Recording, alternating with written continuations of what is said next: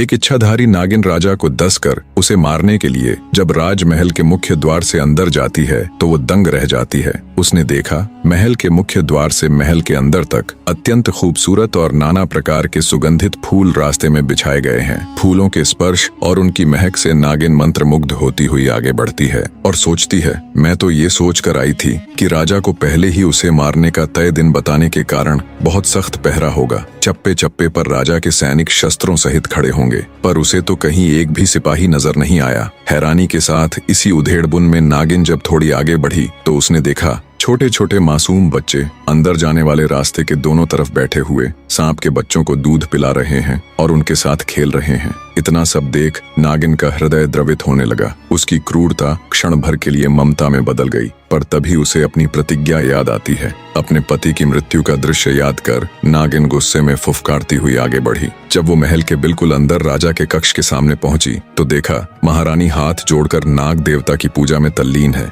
महारानी को जब नागिन के आने का एहसास हुआ तो वो हाथ जोड़कर नागिन के सामने खड़ी हो जाती है और आंखों में अश्रु लिए नागिन से कहती है, आओ नागिन देवी, आपका स्वागत है। उम्मीद है आपको यहाँ तक आने में किसी प्रकार की तकलीफ नहीं हुई होगी। हे नागिन देवी, मैं भली भांति परिचित हूँ कि आप यहाँ किस उद्देश्य से आई हैं। मेरे पति से अनजाने में ही सही, पर हुआ तो बहुत बड़ा अपराध है, इसलिए मैं आपको उन्हें डसने से बिल्कुल भी नहीं रोकूंगी। पर मेरी आपसे एक गुजारिश है, आप मेरे पति को डसकर उनके प्राण हरे, उससे पहले आप मुझे भी डस लें। मैं एक पतिव्रता स्त्री हूँ, मैं ये कदापि नहीं देख सकती कि मेरे जीते जी मेरे पति को कुछ भी हो जाए। इतनी कहानी कह दैत्य दंभिकासुर राजा विक्रमादित्य से पूछते हैं, बताओ विक्रमादित्य, क्या वो नागिन राजा को डसकर अपने मरे हुए पति की खाई हुई कसम पूरी कर अपनी प्रतिज्ञा निभाएगी या नहीं? दोस्तों, कहानी में आगे बढ़ने से पहले और राजा विक्रमादित्य का जवाब सुनने से पहले ये सवाल आप सबके लिए भी है। दैत्य दंभिकासुर के प्रश्न का जवाब देते हुए राजा विक्रमादित्य बोले,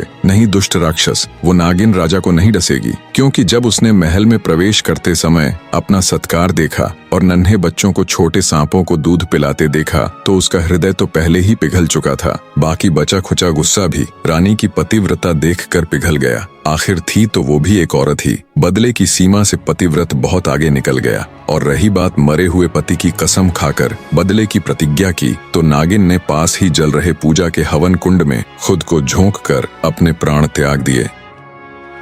अब न वो जिंदा रहेगी और न उसे अपनी प्रतिज्ञा पूरी करनी पड़ेगी। विक्रमादित्य का जवाब सुन दैत्य दंभिकासुर निराश होते हुए बोला, तुमने ठीक कहा, तुम वाकई में बहुत बुद्धिमान हो राजा विक्रमादित्य, पर अभी भी मेरे 4 सवाल बाकी हैं। एक उम्मीद के साथ कि राजा विक्रमादित्य कहीं तो उसके सवालों में उलझेंगे, अपनी अगली गुत्थी कहना आरंभ करता है। सुनो राजा,